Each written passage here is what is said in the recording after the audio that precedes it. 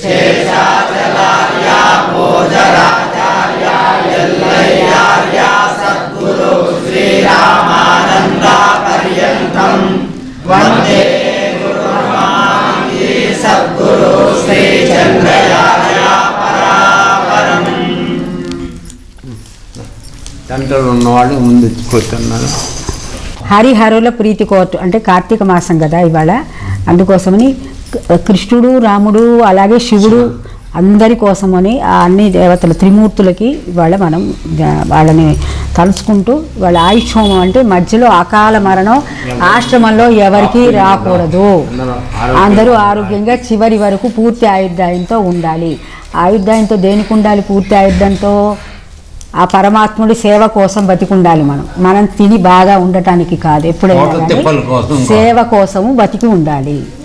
మనతో పాటు ఎన్నో జీవులని మనం పైకి తీసుకురాగలగాలి. నువ్వు బాగుపడి ఇంకోళ్ళని బాగుపెట్టాలి. అది అందుకని శ్రద్ధగా చెయ్యండి. మీకు ఉపదేశం ఉన్న వాళ్ళ 24 గంటలు ఆ మంత్రం చెప్పుకుంటూ చెయ్యండి. జై బోలో సద్గురు శ్రీ చంద్రయార్ మహారాజ్కి, సాయినాథ్ మహారాజ్కి, రామ్లాల్ ప్రభుజీకి, సమస్త భక్త జన మండలికి. ఓం అచల స్వరూపాయ నమః. ఓం అశరీర స్వరూపాయ నమః. ఓం ఆత్మాతీత స్వరూపాయ నమః. ఓం అవాన్మానస గోచర స్వరూపాయ నమః. ఓం సచ్చిదానందాతీతాయ నమః. ఓం నాదబిందు కళాతీతాయ నమః. ఓం నిర్వికార స్వరూపాయ నమః. ఓం నిరంజన స్వరూపాయ నమః. ఓం పరిపూర్ణ స్వరూపాయ నమః. ఓం ప్రకృతి ద్వయ దోషరహితాయ నమః. స్వామినే నమః. జై వరజ్ఞవానికి జై. ఓం త్రయంబకం యజామహే సుగంధిం పుష్టివర్ధనం పూర్వార్కమివ బంధనాత్ మృత్యోర్ముక్షీయమామృతాత్. ఓం త్రయంబకం యజామహే సుగంధిం పుష్టివర్ధనం పూర్వార్కమివ బంధనాత్ మృత్యోర్ముక్షీయమామృతాత్. ఓం త్రయంబకం యజామహే సుగంధిం పుష్టివర్ధనం. ఓం అవిందాత్మనే నమః. ఓం అక్షయానందాత్మనే నమః. ఓం అవ్యాకృతానందాత్మనే నమః. ఓం అనంతానందాత్మనే నమః. ఓం అప్రమాణానందాత్మనే నమః. ఓం అజరానందాత్మనే నమః. ఓం త్రయంబకం యజామహే సుగంధిం పుష్టివర్ధనం పూర్వార్కమివ బంధనాత్ మృత్యోర్ముక్షీయమామృతాత్. ఓం త్రయంబకం యజామహే సుగంధిం పుష్టివర్ధనం పూర్వార్కమివ బంధనాత్ మృత్యోర్ముక్షీయమామృతాత్. ఆనందాత్మనే నమః. ఓం అవిక్షిప్తానందాత్మనే నమః. ఓం అకులానందాత్మనే నమః. ఓం అంతరాత్మానందాత్మనే నమః.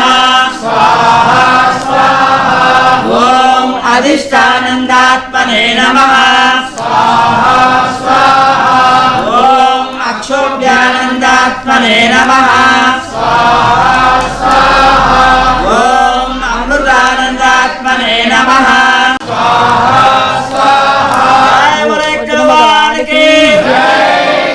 ఓం అవిజ్ఞానానందాత్మనే నమః. ఓం అమోఘానందాత్మనే आरोग्यानन्दात्मने नमः स्वाहा स्वाहा ॐ आरोग्यानन्दात्मने नमः स्वाहा स्वाहा ॐ अगाधानन्दात्मने नमः स्वाहा स्वाहा ॐ आस्तितानन्दात्मने नमः स्वाहा स्वाहा ॐ अन्तःशून्यानन्दात्मने नमः स्वाहा स्वाहा स्वाहा जय बोले भगवान की जय। Okay right. त्र्यंबकं यजामहे सुगंधिं पुष्टिवर्धनम् उर्वारुकमिव बन्धनात् मृत्योर्मुक्षीयमामृतात् ॐ त्र्यंबकं यजामहे सुगंधिं पुष्टिवर्धनम् उर्वारुकमिव बन्धनात् मृत्योर्मुक्षीयमामृतात् ॐ त्र्यंबकं यजामहे सुगंधिं पुष्टिवर्धनम् उर्वारुकमिव बन्धनात् मृत्योर्मुक्षीयमामृतात् ॐ नमः श्री गन्धर्वात्मजाय नमः स्वाहा स्वाहा ॐ नमः श्री भागवन्ती सुपुत्राय नमः स्वाहा स्वाहा ॐ नमः श्री प्रभु योगेश्वराय नमः स्वाहा स्वाहा ॐ नमः श्री अष्टवंशजलदाय नमः स्वाहा स्वाहा ॐ महाराज की ॐ त्र्यंबकं यजामहे सुगंधिं पुष्टिवर्धनम् उर्वारुकमिव बन्धनात् मृत्योर्मुक्षीयमामृतात् ॐ त्र्यंबकं यजामहे सुगंधिं पुष्टिवर्धनम् उर्वारुकमिव बन्धनात् मृत्योर्मुक्षीयमामृतात् ॐ त्र्यंबकं यजामहे सुगंधिं पुष्टिवर्धनम् उर्वारुकमिव बन्धनात् मृत्योर्मुक्षीयमामृतात् ॐ त्र्यंबकं यजामहे सुगंधिं पुष्टिवर्धनम् उर्वारुकमिव बन्धनात् मृत्योर्मुक्षीयमामृतात् स्वाहा स्वाहा ॐ नमः श्री ज्ञानाधिपतये नमः स्वाहा स्वाहा ॐ नमः श्री समानाधिपतये नमः स्वाहा स्वाहा ॐ नमः श्री मूलकप्राणाय नमः स्वाहा स्वाहा ॐ नमः श्री मूलकहृदयपतये नमः स्वाहा स्वाहा ॐ नमः श्री मूलकमनवनविहारिणे नमः स्वाहा स्वाहा मृत्योर्मुक्षीयमामृतात् ॐ त्र्यंबकं यजामहे सुगन्धिं पुष्टिवर्धनम् उर्वारुकमिव बन्धनात् मृत्योर्मुक्षीयमामृतात् ॐ त्र्यंबकं यजामहे सुगन्धिं पुष्टिवर्धनम् उर्वारुकमिव बन्धनात् मृत्योर्मुक्षीयमामृतात् ॐ त्र्यंबकं यजामहे सुगन्धिं पुष्टिवर्धनम् उर्वारुकमिव बन्धनात् मृत्योर्मुक्षीयमामृतात् ॐ नमः श्री निरमपतये नमः स्वाहा स्वाहा ॐ नमः श्री योगदेवाय नमः स्वाहा स्वाहा ॐ नमः श्री परब्रह्मणे नमः स्वाहा स्वाहा ॐ नमः श्री रामलाल परापतये नमः स्वाहा स्वाहा ॐ नमः श्री रामलाल अपरापतये नमः स्वाहा स्वाहा ॐ नमः श्री रामलाल विश्वभर्त्रे नमः स्वाहा स्वाहा ॐ नमः श्री रामलाल ब्रह्मदेवाय नमः स्वाहा स्वाहा उर्वारुकमिव बन्धनात् मृत्योर्मुक्षीयमामृतात् ॐ त्र्यंबकं यजामहे सुगन्धिं पुष्टिवर्धनम् उर्वारुकमिव बन्धनात् मृत्योर्मुक्षीयमामृतात् ॐ त्र्यंबकं यजामहे सुगन्धिं पुष्टिवर्धनम् ऊर्वारुकमिव बन्धनात् मृत्योर्मुक्षीयमामृतात् ॐ त्र्यम्बकं यजामहे सुगन्धिं पुष्टिवर्धनम् ऊर्वारुकमिव बन्धनात् मृत्योर्मुक्षीयमामृतात् ऊर्वारुकमिव बन्धनात् मृत्योर्मुक्षीयमामृतात् बोलो सद्गुरु अके जय ओम नमः श्री रामलाल वायवे नमः ओम नमः श्री रामलाल जातवेदसे नमः ओम नमः श्री रामलाल वरुणाय नमः ओम नमः श्री रामलाल भूमिरूपिणे नमः ओम नमः श्री रामलाल दीनदयालाय नमः ओम नमः श्री रामलाल अमराय नमः ओम नमः श्री रामलाल अजराय नमः ओम नमः श्री रामलाल प्रणवाय नमः जय बोलो भगवान के जय बोलो योग योगेश्वर रामलाल महाप्रभु जी की जय बोलो सद्गुरु श्री चंद्रयान महाराज की जय बोलो सद्गुरु साईनाथ महाराज की जय बोलो समस्त भक्त जन मंडल की ओम त्र्यंबकं यजामहे सुगंधिं पुष्टिवर्धनम् उर्वारुकमिव बन्धनात् मृत्योर्मुक्षीयमामृतात् ओम त्र्यंबकं यजामहे सुगंधिं पुष्टिवर्धनम् उर्वारुकमिव बन्धनात् मृत्योर्मुक्षीयमामृतात् ओम त्र्यंबकं यजामहे सुगंधिं पुष्टिवर्धनम् उर्वारुकमिव बन्धनात् मृत्योर्मुक्षीयमामृतात् ओम त्र्यंबकं यजामहे सुगंधिं पुष्टिवर्धनम्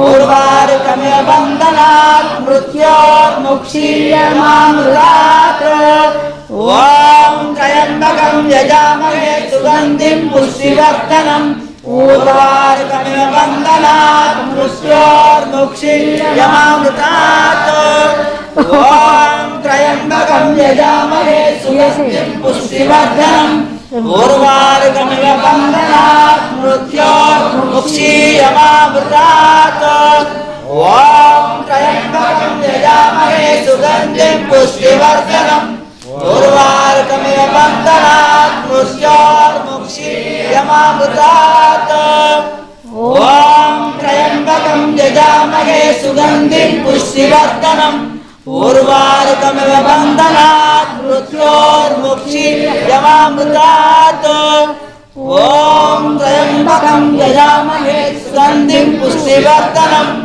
उर्वारुकमिव बन्धनात् मृत्योर्मुक्षीयमामृतात् ओम त्र्यंबकं यजामहे सुगंधिं पुष्टिवर्धनम् उर्वारुकमिव बन्धनात् मृत्योर्मुक्षीयमामृतात् ओम त्र्यंबकं यजामहे సుగంధిం పుష్టివర్ధనం ఇప్పుడే వచ్చారు ఊరికి అది వేయించండి मुक्षीयमामृतात् ओम त्र्यंबकं यजामहे सुगंधिं पुष्टिवर्धनम् मुक्षीयमामृतात् ओम त्र्यंबकं यजामहे सुगंधिं पुष्टिवर्धनम् उर्वारुकमिव बन्धनात् मृत्योर्मुक्षीयमामृतात् ओम त्र्यंबकं यजामहे सुगंधिं पुष्टिवर्धनम् उर्वारुकमिव बन्धनात् मृत्योर्मुक्षीयमामृतात् 21 టైమ్స్ అనండి త్రయంబకం ఇది బెస్ట్ त्र्यंबकं यजामहे सुगंधिं पुष्टिवर्धनम् उर्वारुकमिव बन्धनात् मृत्योर्मुक्षीयमामृतात् ओम त्र्यंबकं यजामहे सुगंधिं पुष्टिवर्धनम् उर्वारुकमिव बन्धनात् मृत्योर्मुक्षीयमामृतात् ॐ त्र्यम्बकं यजामहे सुगन्धिं पुष्टिवर्धनम् ऊर्वारुकमिव बन्धनात् मृत्यो मुक्षीयमामृतात् ॐ त्र्यम्बकं यजामहे सुगन्धिं पुष्टिवर्धनम् ऊर्वारुकमिव बन्धनात् मृत्यो मुक्षीयमामृतात् ॐ त्र्यम्बकं यजामहे सुगन्धिं पुष्टिवर्धनम् ऊर्वारुकमिव बन्धनात् मृत्यो मुक्षीयमामृतात् ॐ त्र्यम्बकं यजामहे सुगन्धिं पुष्टिवर्धनम् ऊर्वारुकमिव बन्धनात् मृत्यो मुक्षीयमामृतात् ॐ त्र्यम्बकं यजामहे सुगन्धिं पुष्टिवर्धनम्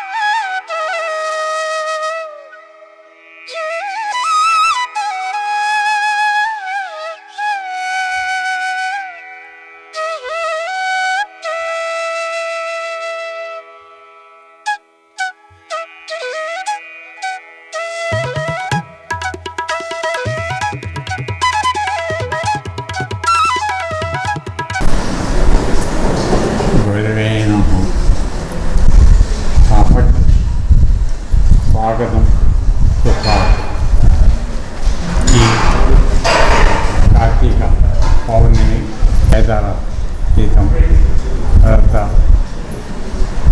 దామోదరు అని కార్తీక దామోదరుడు,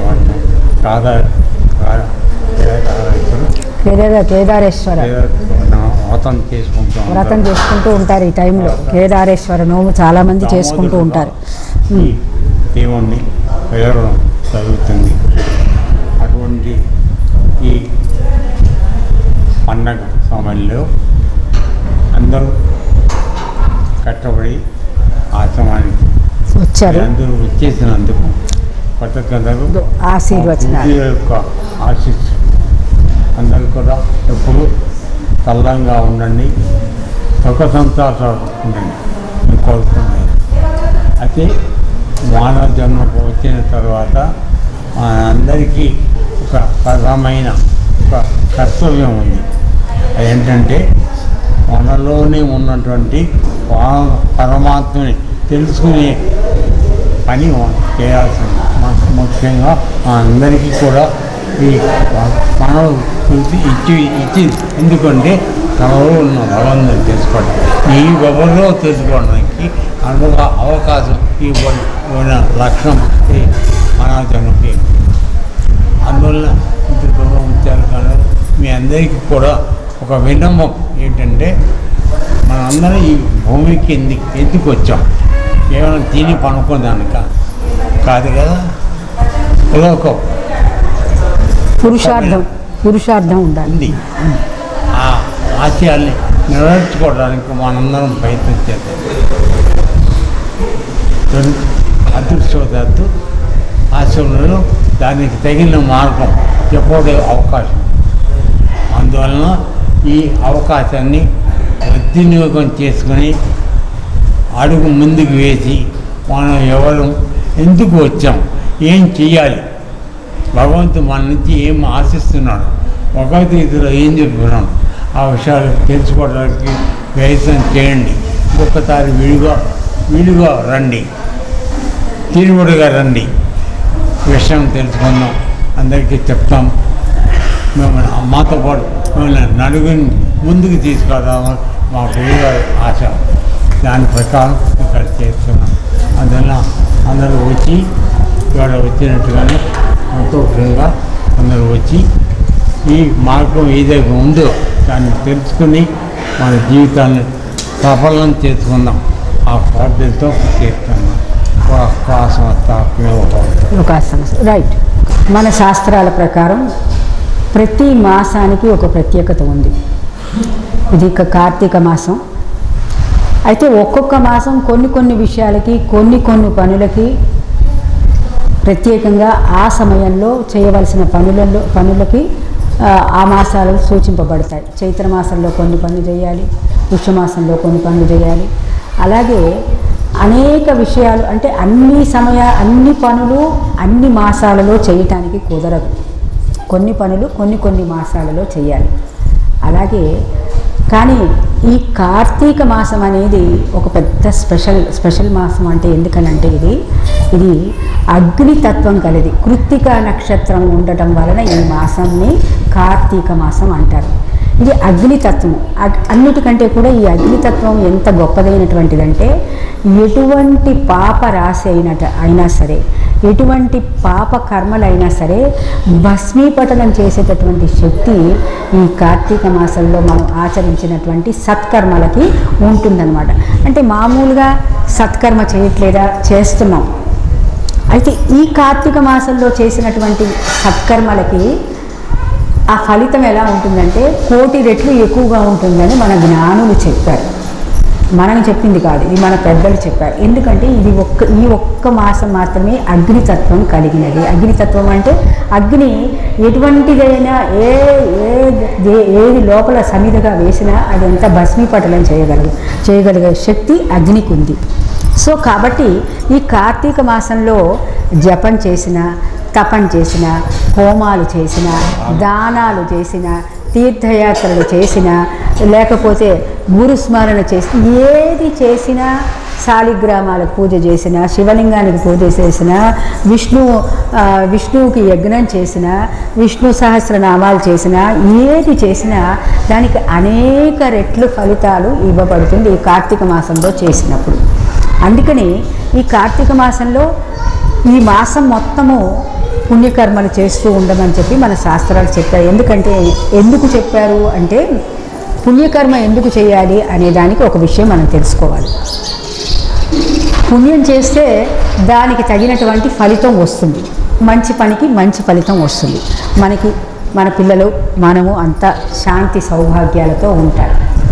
మన శాంతి సౌభాగ్యాన్ని ఎందుకు కోరుకోవాలి? ఎందుకంటే శాంతి సౌభాగ్యం ఉంటేనే మనం పరమాత్ముని గురించి తెలుసుకునే నిశ్చలమైన మనస్సు వస్తుంది. సపోజ్ మనకి తినటానికే తిండి లేదు, ఉండటానికి ఇల్లు లేదు, ఏ విధమైనటువంటి ఆధారం లేని జీవితం ఉన్నప్పుడు మనం ముముక్షుత్వం ఒరే నువ్వు ముముక్షుత్వానికి వెళ్ళరా, మోక్ష మార్గానికి రారా అని విడిచేరా అంటే అది కుదరని విషయం. సో మొట్టమొదట మనకి భుక్తి తర్వాత భక్తి తర్వాతే ముక్తి అన్నారు. సో మనం ముక్తి మార్గానికి రావటానికి ఇప్పుడు ఎన్ని చూడండి ఎన్ని మెట్లెక్కాలో. సో ఫస్ట్ పుణ్యకర్మలు చేయాలి. పుణ్యకర్మలు చేస్తే మన ఇంట్లో శాంతి సౌభాగ్యం, మంచితనం, మంచి పిల్లలు, సత్సంతానం, ఆ పిల్లలకి కూడా మంచి బుద్ధులు వస్తాయి, మంచి మార్గం మన పిల్లలకి చెప్పిన వాళ్ళం అవుతాం. సో ఎప్పుడైతే ఇంట్లో ఒక విధమైనటువంటి శాంతి సౌభాగ్యం ఉంటుందో మనం మంచి పనులు చేయటానికి లేకపోతే ముక్తి మార్గం వెతుక్కోవటానికి మన మనస్సు నిశ్చలంగా మారుతుంది. అందుకోసమని మనం పుణ్యకర్మలు చేయాలి. అయితే ఈ పుణ్యకర్మలు చేసినటువంటి పుణ్యఫలం ఏదైతే ఉందో ధనం రూపేణ, సౌభాగ్యం రూపేణ, అనేక ధన కనక వస్తు వాహనాల రూపేణ మన ఇంటికి వస్తాయి. వచ్చినప్పుడు అవి ఏం చేయాలి, ఎట్లా వాడాలి వాటిని మనకి కావలసినంత అంటే మళ్ళీ మనం కావలసినంత అంటే ప్రతి ఒక్కళ్ళకి అవసరానికి మాత్రమే ఉంచుకొని మిగతాదంతా కూడా దాన ధర్మాల కింద వాడాలి. అప్పుడు ఈ మాసం అత్యంత గొప్పదైనటువంటిది. సో నీకు కావలసినంత అంటే ఏంటి, దానికి ఒక కొలబద్ద లేదు. రోజుకో పట్టు చీర కట్టుకోవచ్చు, రోజుకో నగ వేసుకోవచ్చు. అదే కావలసినంత అంటే ఆలోచించండి. నెమ్మదిగా మనం దానం చేస్తూ రావాలి. అయితే దానం చేస్తే మరి మాకు కాస్త సంపద తగ్గినట్టుగా ఉంటుంది కదా, మరి అంత బాగా కార్లు లేకపోతే మన మోటార్ సైకిళ్ళు ఇవన్నీ ఉంటేనే కదా అందరు మేము గొప్పవాళ్ళం అనుకునేది కదా. అయితే అక్కడ మనం ఒక పిచ్చి ఆలోచనలోకి వెళుతున్నాం. జ్ఞానులు ముఖ్యంగా రమణ మహర్షి ఏం చెప్పాడంటే ఇస్తేనే వస్తుందని తెలుసుకోండి. ఇస్తే వస్తుందని తెలిసిన వాడెవ్వడు ఇవ్వకుండా ఉండలేడు.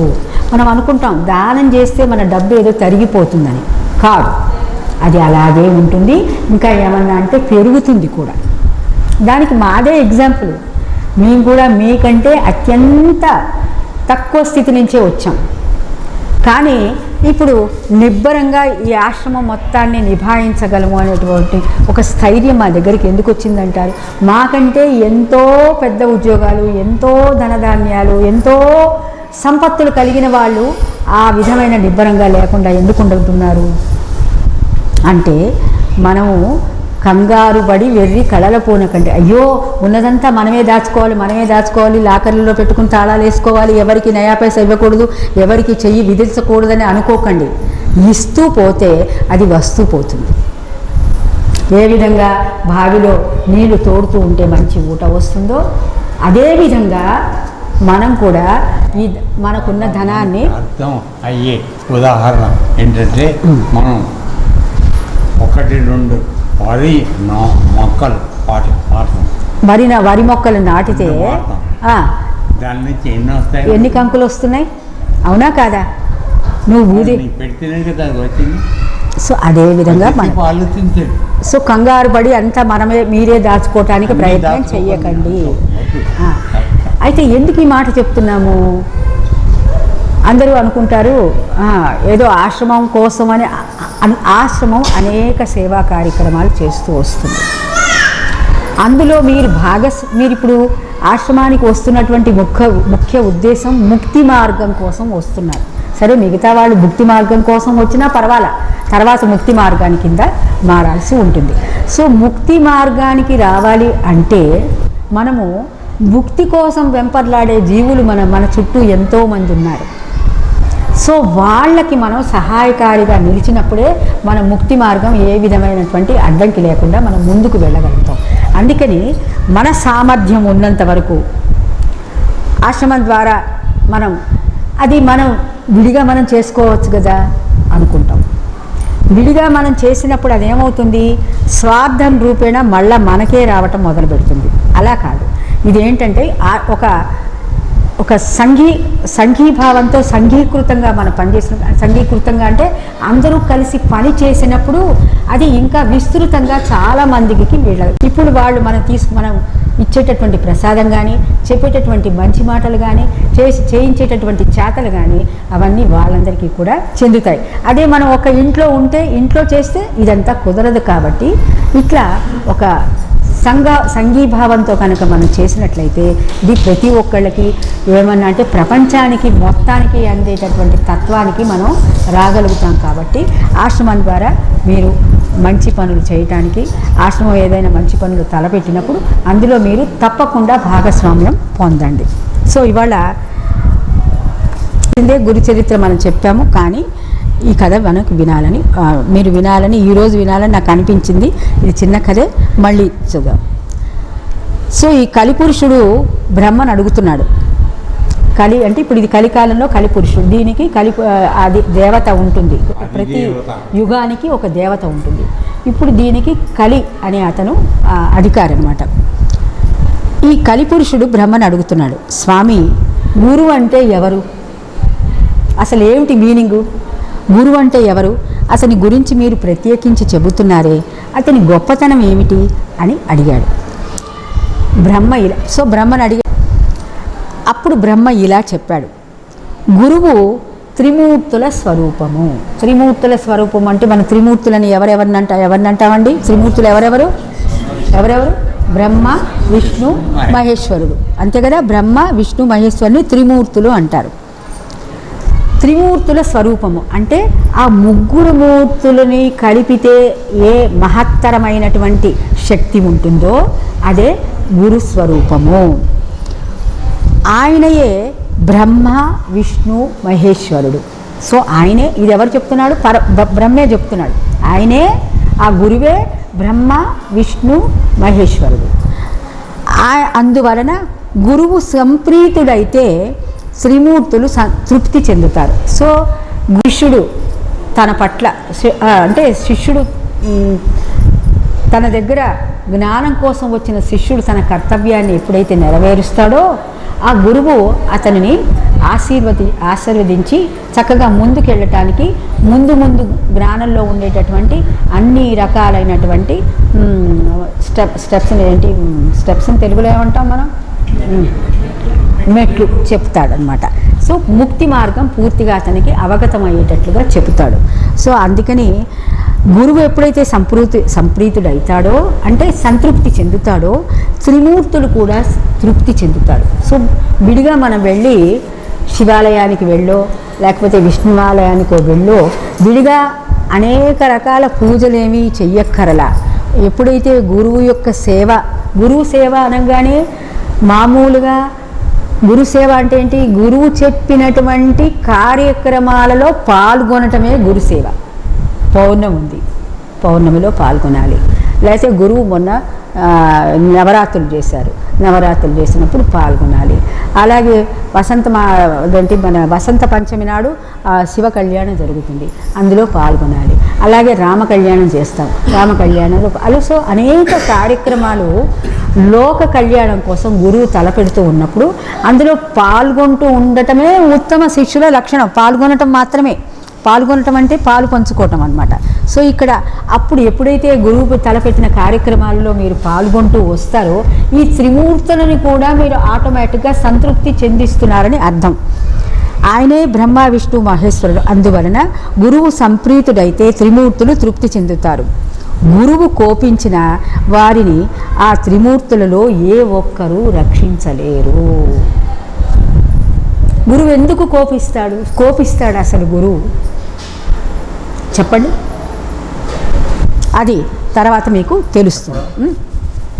ఏమండి గురువు కోపిస్తాడా? కోపించడా? గురువు తిడుతున్నాడు, లెట్ మీ గో అవుట్. అప్పుడు ఏ గురువు దగ్గరికి వెళ్ళినా నీకు ఉపశమనం దొరకదు, మళ్ళీ ఇక్కడికే రావాలి. ఆ కథ కూడా ఇందులో ఉంటుందన్నమాట. అలాగే ఇప్పుడు ఈ గురువు చేత నువ్వు కోపింపబడ్డావు, వెళ్ళి త్రిమూర్తులను వేడుకున్నావు, బ్రహ్మ విష్ణు మహేశ్వరులు, నేను శివ కళ్యాణం చేయించిన, పార్వతీ కళ్యాణం చేయించిన. నో నో నో నో, ఇక్కడ అదే చెప్తున్నాడు. అది గుర్తుపెట్టుకోండి, మనందరికీ కూడా ఇది వర్తిస్తుంది. సో గురువు కోపించిన వారిని త్రిమూర్తులలో ఏ ఒక్కరూ రక్షించలేదు. గురువు తన శిష్యునికి తత్వము ఉపదేశించి, తత్వము అంటే నీవెవరో ఉపదేశిస్తాడు. గురువును ఉపదేశించి, ఇప్పుడు మీరెవరు ఫస్ట్ చెప్పింది గురువుగారు అదే, తత్వమును ఉపదేశించి, ఎప్పుడైతే తత్వాన్ని ఉపదేశిస్తున్నాడో పాపము, నీ తత్వాన్ని ఉపదేశించి నీలో పాపమును నశింప చేయటానికి ప్రయత్నం చేస్తాడు. నీలో పాపము ఉంటేనే కదా నశింపజేయాలి. పాపం ఉంటేనే మనం గురువు దగ్గరికి అది నశింపజేసుకోవటానికి వస్తాం. సో ఆ పాప నిర్మూలనకి ప్రేమగా మళ్ళీ ఇంకా కాస్త పాపం చేసే పనులు చెప్పాలా, పాపం తగ్గించే పనులు చెప్పాలా? ఏ పని చెప్తే బాగుంటుంది? ఏమండి, పాపం పోయే విషయం చెప్పాలా? బాగా మాంసం తినండి, గౌరవ, ఎస్. ఏ పని చెప్పాలి? మా ఊళ్ళో అమ్మాయి ఇంతకుముందు శిష్యురాలే, బోర్డు సేవ చేస్తారు వీళ్ళు కూడా.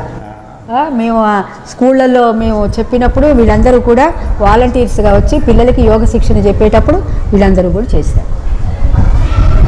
సో ఈ కథ ఎందుకు అంటే మనం ఎక్కడ తప్పుపోతున్నాము.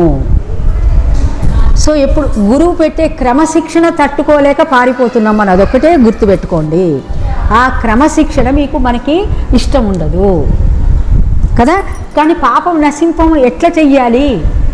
మనలో ఉన్న పాపాన్ని గురువు ఎట్లా నశింపజేయాలి? క్రమశిక్షణ పెట్టి మనల్ని శిక్షించినప్పుడే. పిల్లవాడు చదువుకోకపోతే ఒక దెబ్బ వేస్తావా, లేకపోతే ఇంకా వాడిని గోముగా ముద్దుగా గారాబం చేసి ఇంకా కాస్త వాడిని ఎత్తికెక్కించుకుంటావా? ఏం చేస్తావు? వెయ్యాలా? సో ఇక్కడ కూడా అలాగే ఉంటుందన్నమాట. వారిని ఏ ఒక్కరూ రక్షించలేరు. గురువు తన శిష్యునికి తత్వం ఉపదేశించి పాపము నశింపజేసి, అంటే నీ చేత అనేక మంచి పనులు చేయిస్తాడు. దాన ధర్మాలు చేయిస్తాడు, యజ్ఞాలు చేయిస్తాడు, తపస్సు చేయిస్తాడు, యోగము చేయిస్తాడు. ఇవన్నీ కూడా నీలో ఉన్నటువంటి పాపము నశింపజేసేందుకే.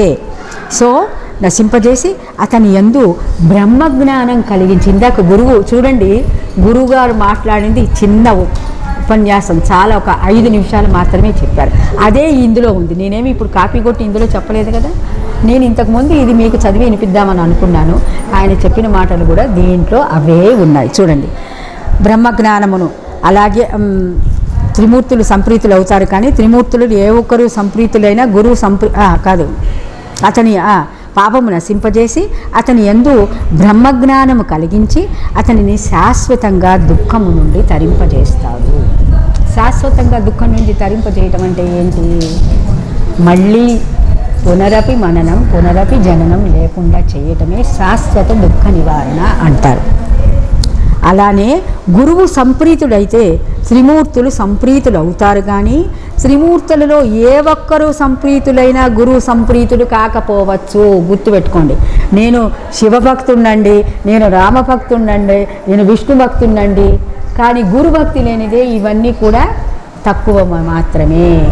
ఓన్లీ భౌతికమైనటువంటి సుఖాలకి మాత్రమే ఇవి ఉపయోగపడతాయి. గురువు సంప్రీతుడు కాకపోవచ్చు.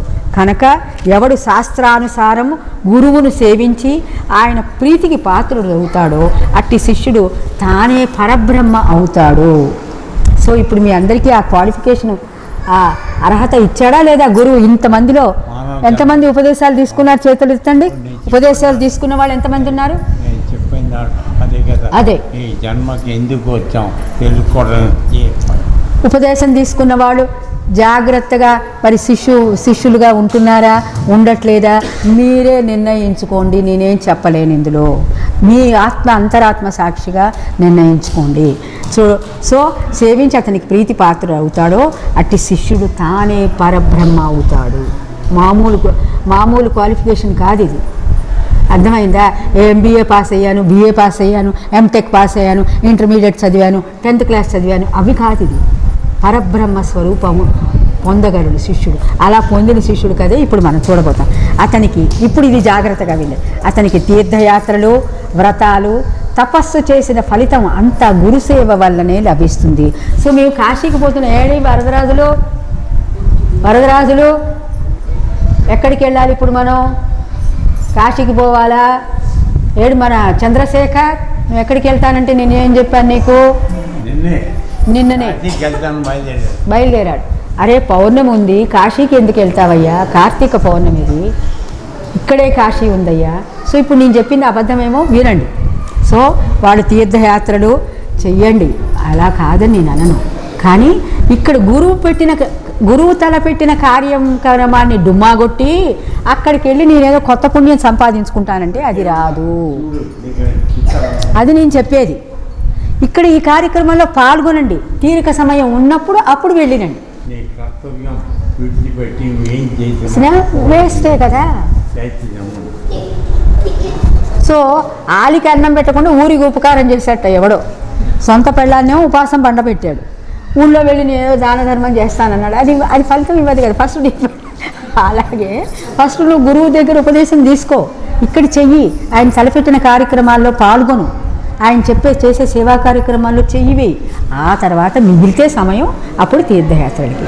అసలు గురువే పంపిస్తాడు, అటు పోయినంటారా ఇటు పోయినని చెప్తాడు, టైం ఉంటుంది అప్పుడు. అతనికి తీర్థయాత్రలు, వ్రతాలు, తపస్సు చేసిన ఫలితం అంతా గురుసేవ వల్లనే లభిస్తుంది. గురువు వల్లనే శిష్యునికి వర్ణాశ్రమ ధర్మాలు, సదాచారము, సదసద్వివేకము, కర్మాచరణ, భక్తి, వైరాగ్యము, ముక్తి కూడా లభిస్తుంది. సో మనకి ముక్తి వద్దులే లాస్ట్కి, అందుకే ముక్తి కూడా లాస్ట్కి చెప్పాడు. సో ఫస్ట్ ఏమని చెప్పాడు మనకి? శిష్యునికి వర్ణాశ్రమ ధర్మాలు అంటే మీరు ఏ కులంలో పుడితే ఆ కులంలో నువ్వు చక్కగా పైకి రాగలుగుతావు. వర్ణాశ్రమ ధర్మాలు, సత్ ఆచారము, సత్యమైనటువంటి ఆచారము, సత్ అసత్, ఏది సత్యంగా ఉంటుంది ఏది అసత్యం అనేది వివేకము, కర్మాచరణ యందు కర్మ యొక్క సత్కర్మల ఫలితము, భక్తి, వైరాగ్యము, ముక్తి కూడా లభిస్తాయి. ఇవి కదండి మనకు అన్నీ కావాల్సింది. ముక్తి వద్దులే కానీ మిగతావన్నీ కావాలి కదా మనకి, అవి బట్టే పెట్టుకోండి. ముక్తి చివరికి ఆలోచిద్దాం, టైం ఉంటే ఆలోచిద్దాం. గురువు లేనిదే మోక్షము లభించదు. కారణము గురువు లేనిదే శాస్త్ర శ్రవణము, తత్వశ్రవణము లభించదు. సో విడిగా నేను భగవద్గీత చదివానండి, పైనుంచి కిందకి, కింద నుంచి పైకి బోల్డ్ శ్లోకాలు నాకు నోటికొచ్చండి. ఆ శ్లోకాన్ని కరెక్ట్గా వివరించగలిగే చెప్పే శక్తి గురువుకు మాత్రమే ఉంటుంది. ఆయన వేసే టార్చ్ లైట్లో నువ్వు ఆ శ్లోకాన్ని చదివితే కనుక నీకు దాని అర్థం విడిగా గోచరిస్తుంది. ఏ శాస్త్రము, అన్ని శాస్త్రాలు గుప్తంగా ఉంటాయి. గుప్తంగా అంటే వాటిలో రహస్యం దాగి ఉంటుంది. ఆ రహస్యము విప్పి చెప్పగలిగినటువంటి శక్తి ఓన్లీ గురువుకు మాత్రమే ఉంటుంది. పైకి చెప్పేటటువంటి అర్థం వేరుంటుంది, దాని లోపల దాగినటువంటి అర్థం వేరుగా ఉంటుంది. సో కారణం గురువు లేనిదే శాస్త్ర శ్రవణము, తత్వశ్రవణము లభించవు. నీ వలన భయము తప్పదు. అంటే అక్కడ బ్రహ్మ చెబుతున్నాడు కలిపురుషుడికి, ఒరే ఇవేవి గురు సేవ ఎవడైతే చెయ్యడో, గురువు చెప్పిన విధానంలో ఎవడైతే నడవడో వాడికి కలిపురుషుని కలి దోషము వాడికి అంటుతుంది. ఆ కలి పెట్టేటటువంటి బాధలు మనం పడాల్సి వస్తుంది. సో అందుకని బ్రహ్మ చెబుతున్నాడు అనమాట, గురువుని ఆశ్రయించి ఉండిన వాళ్ళకి ఆ గురువు యొక్క సంరక్షణ దొరుకుతుంది. కాబట్టి అటువంటి వాళ్ళ జోలికి ఈ కలిపురుషుడు రాడు అని చెప్తున్నాడు అనమాట. సో తప్పదు. శాస్త్రాలు స్వయంగా చదువుకుంటే అర్థమయ్యేవి కావు. శాస్త్రాలను సార్థకమైన రీతిని వివరించడం సద్గురువుకు మాత్రమే సాధ్యము. సద్గురువు మాత్రమే శాస్త్రాన్ని విప్పి చెప్పగలడు. శాస్త్రము అంటే అర్థమే తెలియదు మనకి. శాస్త్రం అంటే ఇలాంటి బుక్కు, దీని శాస్త్రం అంటారు. ఇది అనుకుంటున్నాం, ఇది కూడా కరెక్టే. కానీ నిజమైన శాస్త్రం శాస్కే అస్త్ర అంటే తన యొక్క ఉచ్ఛ్వాస నిశ్వాసాల మీద ఎవరికైతే నియంత్రణ ఉంటుందో వాడే శాస్త్రము రాయగలడు, వాడే శాస్త్రము యొక్క రహస్యాలని విప్పి చెప్పగలడు.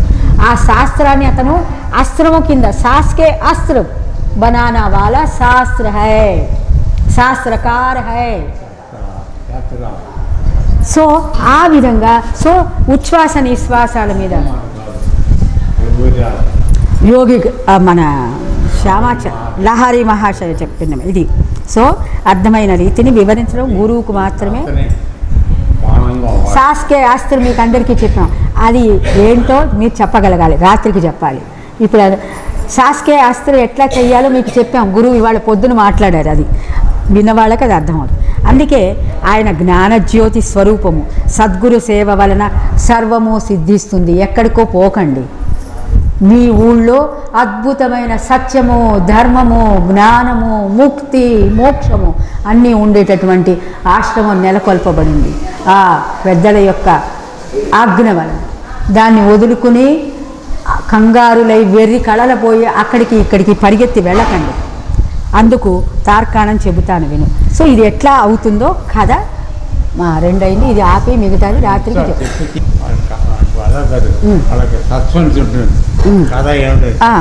పూర్వం సరే ఇది చదువుతాను, రాత్రికి దీని మీద కథలు చదువుతాను. పూర్వం గోదావరి తీరంలో అంగీరస మహర్షి ఆశ్రమంలో అనేక మంది సద్బ్రాహ్మణులు వ్రత దీక్ష పూనినవారు తపస్సులు ఉండేవారు. వారిలో పైలుని కుమారుడు వేదధర్ముడనే ముని ఉండేవాడు. ఆయనకెందరో శిష్యులు ఉండేవారు. ఒకసారి ఆయన తన శిష్యుల భక్తి శ్రద్ధలను పరీక్షించదలిసి, సో భక్తి శ్రద్ధలని శిష్యుల్ని పరీక్షించదలిసి అందరినీ పిలిచి ఇలా అన్నారు: నా పూర్వజన్మ పాపాలలో ఎక్కువ భాగం ఈ జన్మలో తపస్సుతో నశింపజేసుకున్నాను. మిగిలి ఉన్న కొంచెము అనుభవిస్తే కానీ తీరదు. ఒకవేళ దానిని నా తపశ్శక్తితో సో దాని కథ అంతా తర్వాత రాత్రికి మాట్లాడుక. ఒకవేళ దానిని నా తపశ్శక్తితో పోగొట్టుకున్నా అది నా మోక్షానికి విఘ్నం కలిగిస్తుంది. అందువలన నేను సర్వ పాపహరమైన కాశీనగరానికి వెళ్ళి ఆ కర్మశేషం అనుభవించి దాన్ని నశింపజేసుకుంటాను. అక్కడ నా పూర్వపాపాన్ని అనుసరించి గళత్కుష్టి రోగిని, కుంటివాడిని, గుడ్డివాడిని అయి 21 సంవత్సరాలు కర్మఫలం అనుభవిస్తాను. ఇది గురువు చెప్తున్నాడు, నేను అనుభవించబోతున్నాను ఇవన్నీ కూడా.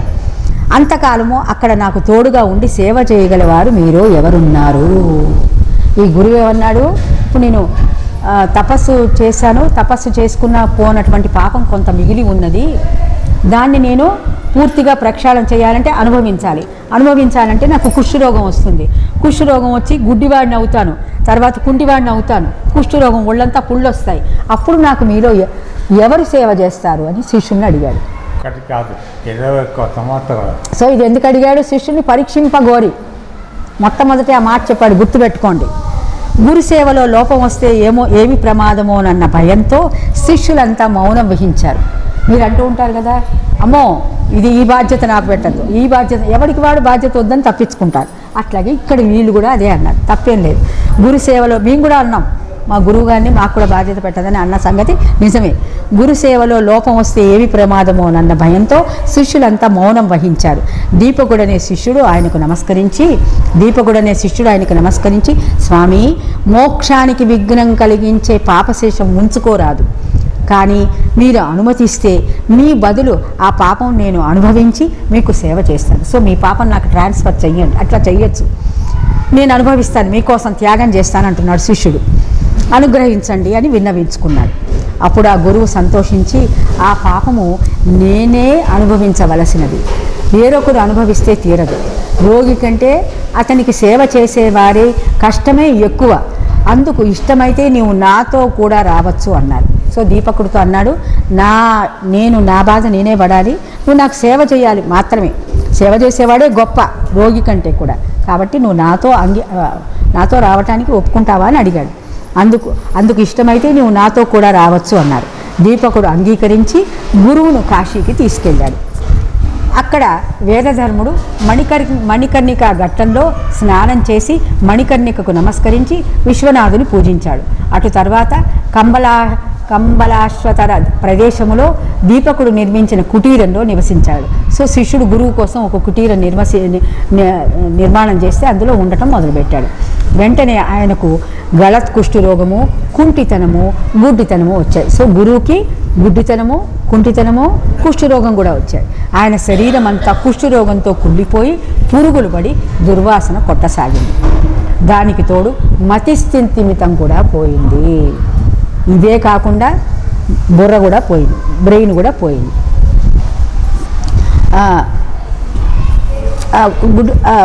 దానికి తోడు మతిస్థిమితం కూడా తప్పింది.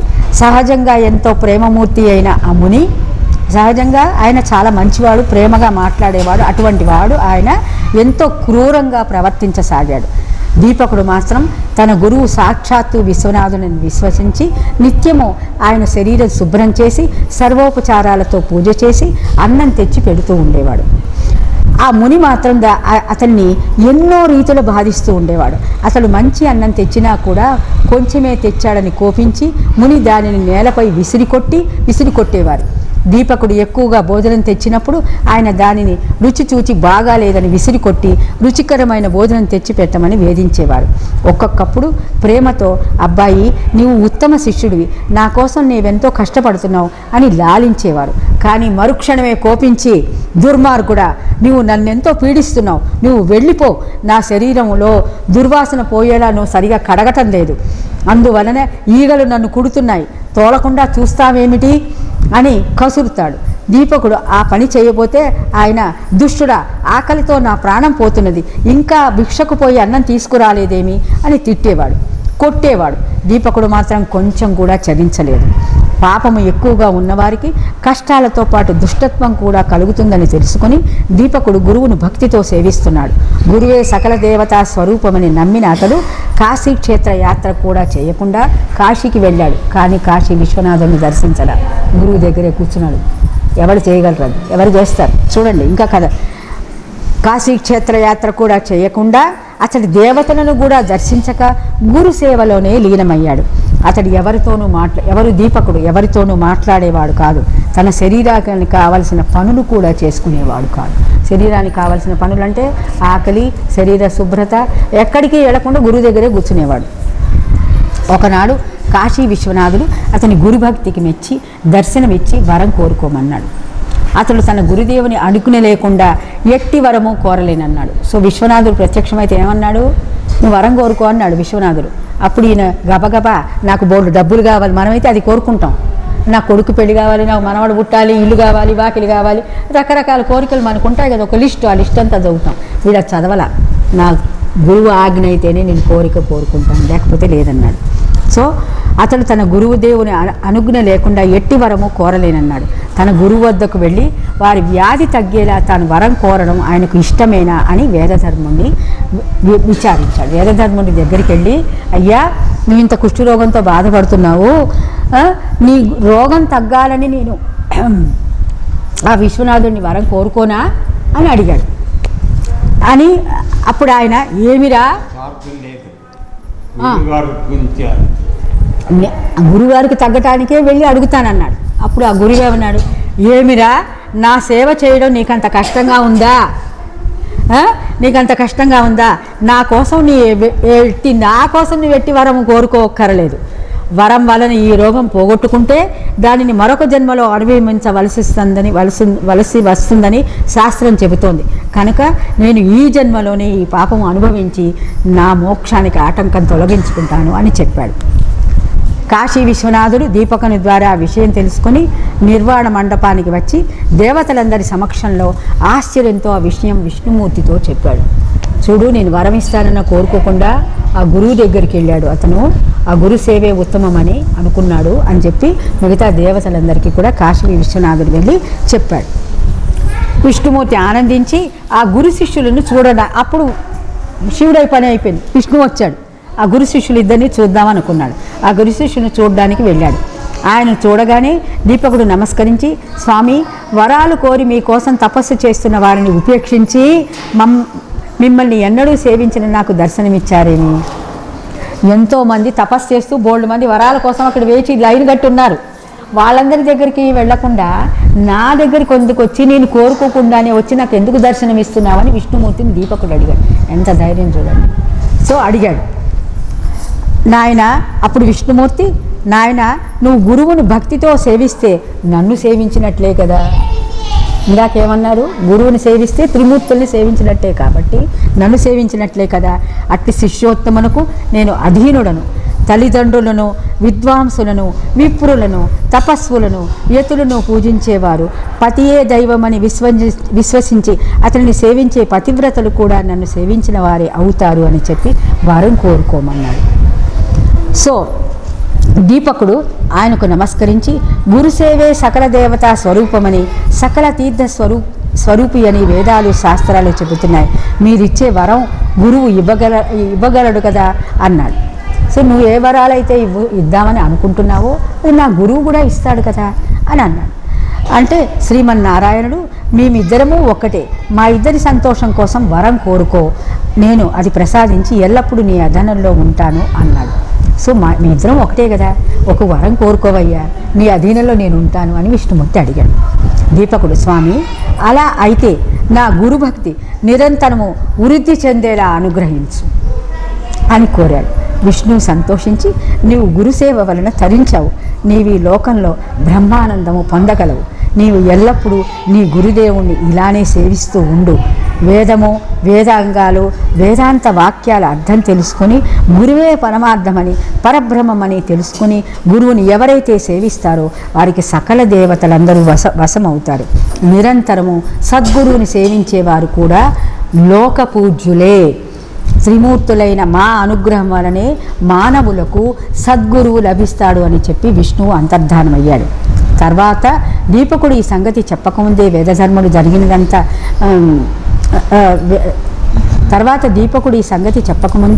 వేదధర్ముడు జరిగినదంతా చెప్పి దీపకుని, అంటే అక్కడ గురువుకి తెలిసిపోయింది ఇదంతా జరిగిందని, దీపకుని గురుభక్తికి మెచ్చి చిరంజీవ నీవు కాశీలోనే నివసించు. ఎటువంటి వరాలు ఇస్తున్నాడు గురువు చూడండి. నీవు కాశీలోనే నివసించు, అష్టసిద్ధులు నవనిధులు నిన్ను సేవిస్తూ ఉంటాయి.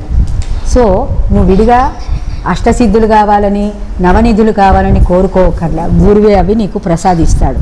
నిన్ను స్మరించిన వారి కష్టాలు కూడా నశిస్తాయి అని ఆశీర్వదించి, అంటే ఎవరిని స్మరిస్తే నన్ను స్మరించమని గురువు అంచట్ల, శిష్యుణ్ణి స్మరిస్తే ఎవడైతే నీ కథ విని నిన్ను స్మరిస్తారో వాళ్ళకి అన్ని రకాల కష్టాలు కూడా నశిస్తాయి అని ఆశీర్వదించి వెంటనే గురువు ఆరోగ్యవంతుడైపోయాడు.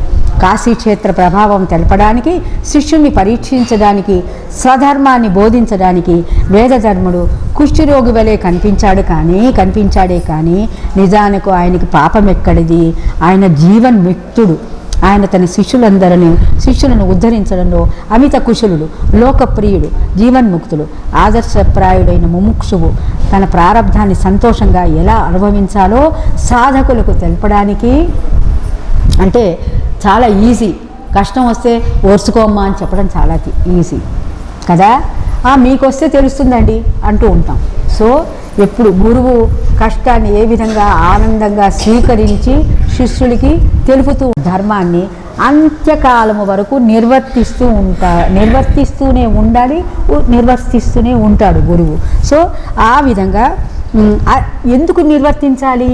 అది మీకు ముముక్షు తన ప్రారంధాన్ని సంతోషంగా ఎలా అనుభవించాలో సాధకులు తెలపడానికి, శిష్యుని భక్తిని, నిష్ఠ, ఓర్మిలను, విశ్వాసాన్ని పరీక్షించడానికి మాత్రమే కుష్ఠరోగగ్రస్తుడయ్యాడు. ఇటువంటి గురుసేవా వృత్తాంతాలు అనేకమున్నాయి. ఇవి చెప్పేవారి దోషాలను, వినేవారి పాపాలను కూడా పోగొడతాయి.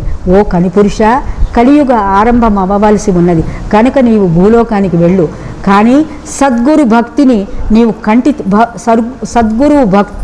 ఎవరైతే భక్తి చేస్తారో నీవు కంటితోనైనా వానిని చూడవద్దు సుమా అని బ్రహ్మదేవుడు ఆదేశించాడు. అది విని పురుషుడు ఆయనకు నమస్కరించి భూలోకానికి వెళ్ళాడు. గురువు యొక్క మహిమ ఇంతటిదని చెప్పడానికి వీలవుతుందా అని ఈ కథ ఇంకొక గురువు శిష్యుడికి ఈ కథ చెబుతూ ఉన్నాడు. ఇది ఇక్కడితో సమాప్తము. సో ఓం ద్రాం దత్తాత్రేయాయ నమః, ఓం ద్రాం దత్తాత్రేయాయ నమః, ఓం ద్రాం దత్తాత్రేయాయ నమః. లోకా సమస్త సుఖినో భవంతు. ఓం శాంతి శాంతి శాంతి. సో ఈ కథలో ఈ చెబుతున్నది పైకే, ఇంకా చాలా దీంట్లో నిగూఢమైన అర్థాలు ఉన్నాయి. అవి తర్వాత సత్సంగంలో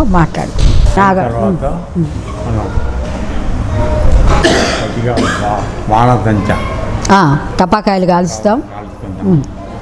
ఇంటి దగ్గర సరిగా చేసుకున్నా చేసుకోవాలని ఇవాళ పౌర్ణమి కాబట్టి కొద్దిగా ఒకటే టపాకాయలు కాల్చండి. దాని తర్వాత మనం పల్లకి సేవ జరుగుతుంది. పల్లకి సేవ అయిన తర్వాత సత్సంగం, తర్వాత మనం భోజనం రాత్రి పోగడం అంతా కంటిన్యూ.